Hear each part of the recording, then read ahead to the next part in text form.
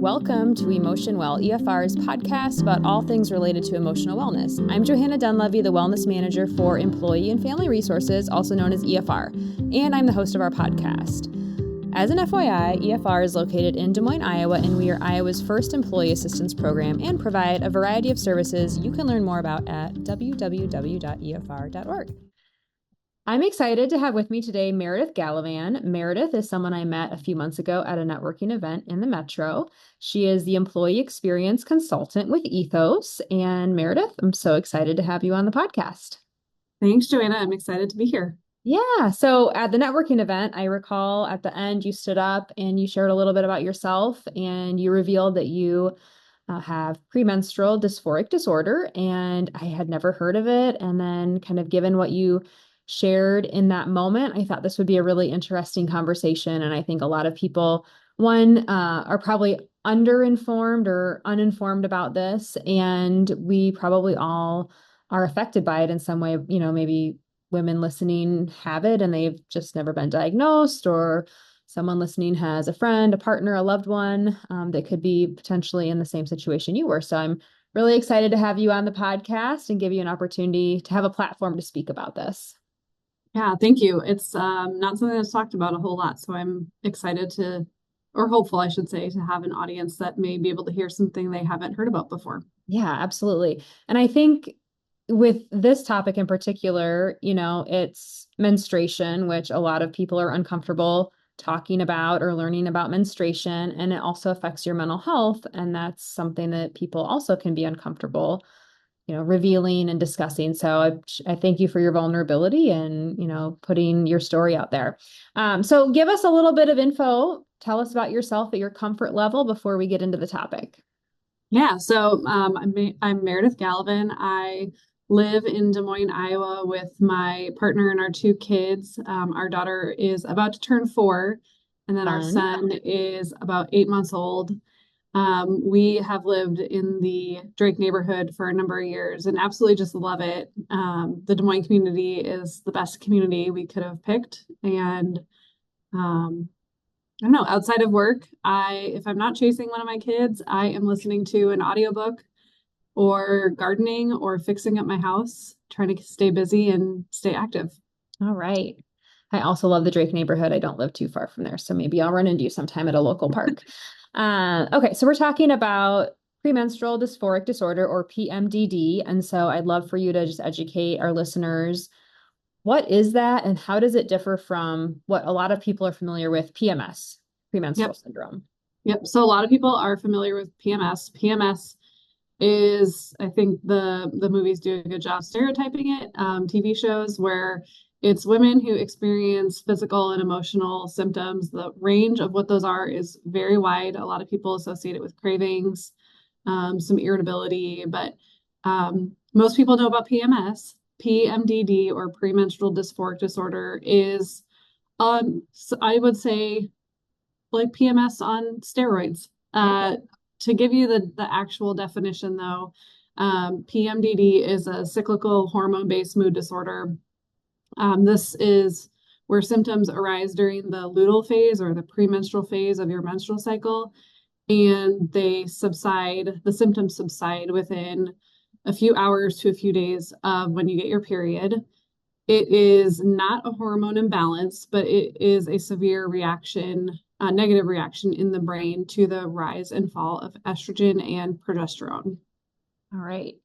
So for women who maybe don't know or don't keep good track of their menstrual cycle, you know, I think that's a question that a lot of people have, is like, how would I know if this is the luteal phase?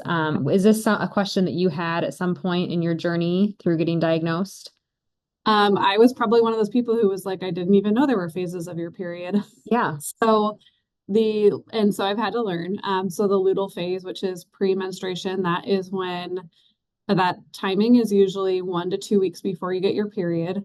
It is when those PMS symptoms pop up, but with PMDD, the timing of it is really important because that's how it leads to a diagnosis. So when those symptoms happen during the luteal phase, in the PMDD world, if you are a PMDD warrior, you will know it as Hell Week.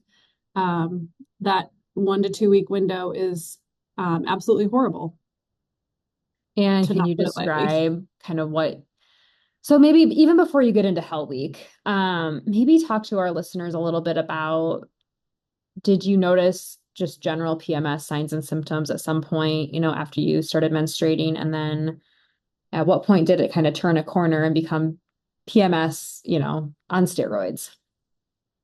Yeah, so I don't feel like I have an easy story and a clear point in when I um, probably transitioned over from having just PMS to something more severe throughout my early adolescence, like in college and after college. I had been going through what I had thought was normal. I'm depressed, I'm anxious, I'm out of school, I don't know what to do with my life. And I didn't have great consistent primary care.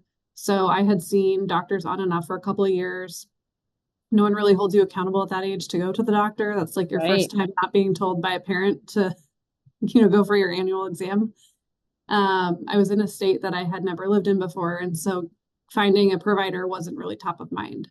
What was top of mind was, I think I'm depressed, and because everyone else around me, every millennial at that point in my life, we were all getting treated for anxiety and depression. And so when I approached a provider about, I wasn't feeling great, the natural answer was, we should, put you on an anti-anxiety, antidepressant medicine. And I did that on and off for probably 5 or 6 years. Okay.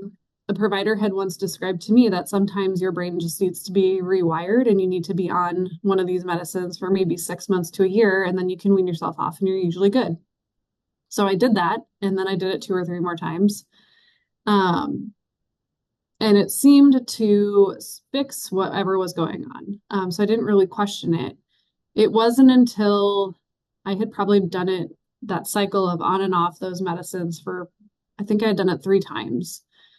And I was in my late 20, or I was in my early 30s. And it was, every month seemed to be getting progressively worse. I didn't put the pieces together though until it was Labor Day weekend. I think it was like 5 or 6 years ago now. I was supposed to go to Chicago with my girlfriends for a bachelorette party. I was supposed to drive, and I felt like the world was coming down around me. I couldn't be in the same room with anyone. I was very emotional. I had to call out sick from work. I could not eat enough food. I could not satisfy cravings. Um, my boyfriend, now partner at the time, whenever he would sit near me, I like couldn't even be close to him. Like he wouldn't even be touching me, and I would be irritated. Hmm. I spent the entire weekend in bed. I canceled on the trip. I spent the entire weekend in bed. I called out of work, and my boss at the time said, "You need to go and get help. Like something's going on. You don't seem like yourself. I want you to put all of your energy into finding a doctor and going to get help." Which I did. If someone tells me to do something, I'm going to do it. So that I Yeah. needed that someone to tell me to do that. I found a provider. I had to wait a little while for an appointment, but I went in and I sat down, and I was expecting to be told, lose some weight, eat healthier, exercise, get better sleep, don't stay up too late, or to be told you need to go back on your anxiety depression medicine. Um, she was so kind. She took the time to listen to me. And by the end of me telling her what was going on, I was almost in tears. Um, and she asked me, "Do you feel like all of this goes away when you get your period?" And I was like, "That's a really weird question to ask. I don't know. Yeah. I don't really like track things like that. I was on birth control. I knew exactly when I would get my period, but I didn't know that all of these things that were happening were tied to my period." So I thought about it. She asked me a few more questions, and she determined that I met all the criteria to be diagnosed with premenstrual dysphoric disorder, which I had never heard about before. So I think I was 31 when I was diagnosed. So I've probably had it for most of my adult life. Sure. Um, for me, it was something that got incrementally worse every time I got a period. So not every month would be worse than the next month, but over the course of time, it just got worse and Okay. worse and worse.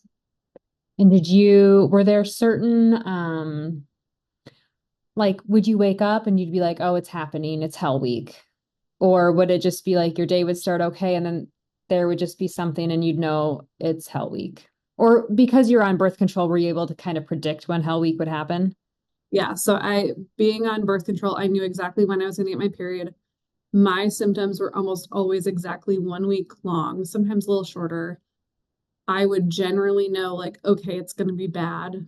Surprisingly, being diagnosed and being given an answer actually helped some of my symptoms. Okay. So I remember describing it to a friend that that week, the hell week, it felt like someone was jumping inside my brain and controlling me in a way that I couldn't control. I felt totally out of control of my body and my reactions, especially my emotional reactions. I felt like, and I was completely irrational. I'm surprised my partner's still with me. Um, but it felt like I didn't have any control. And so I knew at least what was going on, and that alleviated some of that. So, yeah, did you try to alter your lifestyle knowing that you'd have these extreme fluctuations in your mood and, more irritability? Yeah, how did that work? Did you try to adapt your lifestyle during Hell Week? Yeah. So actually, one of the treatments is anxiety depression medicine. So I went back on it. And that's probably why it took so long to get diagnosed was because I was being treated the correct way, but I wasn't being, maybe I wasn't putting the dots together. Maybe I didn't have the right providers to listen to me, but I was being treated all throughout my 20s. Just not knowing that what I was being treated for was completely different. Yeah. Um, so I went back on the medicine. I started working with a therapist. I figured I needed to work through some of the residual anger I felt. Hmm. So between medicine, the right combination of medicine and prioritizing sleep, sleep seemed to be the best one for me that would help me the most. Um, I've tried eating healthier. I've always been a pretty healthy eater, so I didn't really notice a difference with that. Um, Exercise can help. I really just need to be able to walk and move and clear my thoughts because my thoughts are what usually is the worst part of it for me. But then my therapist really helped me too. Good. I think with a lot of different diagnoses, it takes a team. It's not just a physician or a therapist or a prescription. It's usually a combination of multiple ways, that someone finds their support. Did you I'm curious, prior to being diagnosed, did you ever talk to your girlfriends and like say, hey, do you ever experience this before you get your period? Or have you ever felt this way? Because, women talk, and I'm just curious if you ever had those conversations. I don't know that I remember. I have a really great group of girlfriends. They are my support. Um, we talk about really hard things. I I don't know. Maybe we just probably vented about like, oh, getting your period really sucks. Like Right, no one likes doing that. right, But right. I honestly, Joanna, I don't know that I was self-aware enough of what was happening with me to say like something is going on. I had to be told by my leader at the time, like you're not okay. You need to Yeah. go get help. And how awesome was that leader? I think that is a leadership quality that often gets overlooked is when a leader actually takes a time. They care about their team members, but they also go a step further and they say, I want you to, and then whatever it is that they think could be a good next step. I want you to use your EAP benefit. I want you to go to a physician and see what's going on. I think, kudos to that person, because it was a game changer for you. Yeah, she changed my life in probably a number of ways, that being the most important. I will say, since the work that I do professionally is somewhat tied to how leaders can approach their employees and have hard conversations, the best thing she could have done was she knew how I needed to be talked to. Yeah. The way she talked to me was direct and somewhat authoritative. I needed that. Uh-huh. That's not the approach that's going to work for everyone. Um, I needed I needed to be told what to do in the moment. Yeah, she knew you. She knew what approach would work best. So definitely a great leader. Let's talk a little bit more about, you said you were on birth control, but then you also have two children, so you would have gone Yep. off birth control at least twice. Yep. So how, if you don't mind sharing kind of those periods in your life where you did go off birth control before you got pregnant, did you notice any changes? Yeah. No, I don't mind sharing. And I think that when I was exploring, when we were talking about like we're going to have kids, I can't tell you how many times I Googled like what happens when I stop doing these things to Sure. control my symptoms. And there aren't great answers out there. And I will say my answers worked for me, but if I've learned anything with PMDD, it's that my answers and what works for me is not going to work for everyone. So I'll put that disclaimer out there. Sure. But so with my daughter, we got pregnant pretty quickly. I think I only had 3 cycles not being on birth control where when we finally got pregnant. Um, like when I hadn't been diagnosed and I had been on and off medicine and things got progressively worse. I think I think by the second cycle, I kind of felt like, okay, my PMDD is coming back bad. But not to the point where I couldn't manage it. With my son, though, it took us a little longer to get pregnant, I think 6 months. And so because of my PMDD, I was very like, we have to try to time this. Like, we're not going to just like wait and see what happens. Um, and so we tried for 6 months, and by the sixth cycle, I was pretty much ready to call it. Like, I was like so out of it. I was so over feeling horrible that I was like, I don't even know if another baby is worth me feeling like this. We found out I was pregnant that month, but it got really bad the second time around. Okay. And then after you had your babies, did you at some point go back on the pill to help with PMDD, or did you just kind of work Yep. through not having any of those additional hormones? Yep. So after my daughter, I got an IUD so that it wouldn't even have a cycle. That helped tremendously. I felt really great. Um, I kept working with my therapist too, because I could still tell when I was cycling. You still technically go through a cycle, you just don't Okay. ovulate or get your period. Um, so I worked with my therapist to help manage when I was in those luteal phases, but my symptoms were really low. I also supplemented with some CBD, which seemed to help the anxiety piece that Okay. was the lingering component. With my son, so I am about 8 months postpartum. I also got an IUD this time around. And this is probably news to you, Joanna, since the last time we talked, I probably didn't answer this way, but um, I have noticed that my PMDD is coming back a lot more, and that just being on birth control is not maybe the right answer. So I am experimenting with a higher dose of CBD, Okay. uh, figuring out if exercise is going to be a component. I personally don't love being on the anti-anxiety, anti-depression medicine. It's being on it long term, and only needing it really for 1 week out of every month is not my favorite. So I'm trying to figure out some other ways to combine more natural remedies to help me through those hard days. But Yeah. uh, it truly is not as bad as it used to be. It's just not where I want it to be. Yeah. So it's work in progress. Yep. And Mhm. do you feel like your whole journey has kind of been that? It's like changing variables to kind of determine what's gonna work and how, you can feel a little bit better each time you go through that little phase.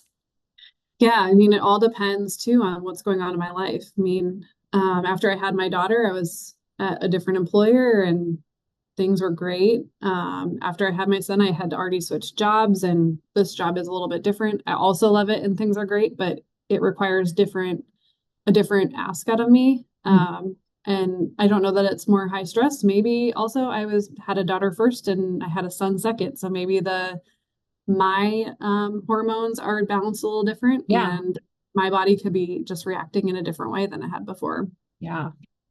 Do you know much about what will happen in the, coming years when you start to go through premenopause and menopause? What happens with PMDD during that stage of life? Yeah, so I'm very nervous about it. I think your cycle starts to become a little bit more unpredictable. So balancing the PMDD symptoms with um, menopause symptoms. Yeah. I don't know. I do know that I'm part of a Facebook support group, and I do know that the women in that group talk about entering the menopause stage, and I probably need to do more research, but it sounds like it is just a difficult path to navigate and try to balance the uncertainty that menopause brings with the uncertainty that PMDD brings. Sure. I was doing a little research online and it said that there's a prevalence rate of 2 to 9% for PMDD. And then, of course, it's always footnoted that it's most likely higher due to strict diagnostic criteria and women just not coming forward to get the diagnosis in the first place. But how can someone listening, whether it's they themselves or maybe a loved one who may have PMDD, what can they do to advocate for themselves when they go to the first appointment just to share what's been going on? So that's a really great question, and it's one that I share my story a lot, and I share it because I felt like I had never heard of it. I agree, the prevalence of it is probably highly undiagnosed. Um, I think that is just the way the medical community works, though, is that if something new comes up, unless you were educated about it, you're not likely to be diagnosed with it. It's a topic we're talking about periods and your mood. Like that's a Yeah. hard, Yeah. there's no genetic test, there's no blood test, there's no saliva test. It is all a test. The only thing they can do is run you through a symptom check. So the website that I go to frequently when I tell people to check out if they have symptoms is called iampmd.org. There is a self-screen option there.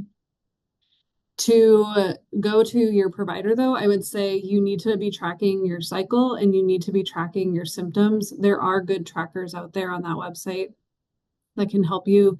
It has to be a very specific time frame. If you're having these symptoms 3 weeks out of a month, they're probably not going to diagnose you. My symptoms go away within an hour of me getting my period. It is a Okay. very specific end point. And my symptoms are generally the exact same ones every single phase. Um, and if your provider isn't listening to you, then I would get a new provider.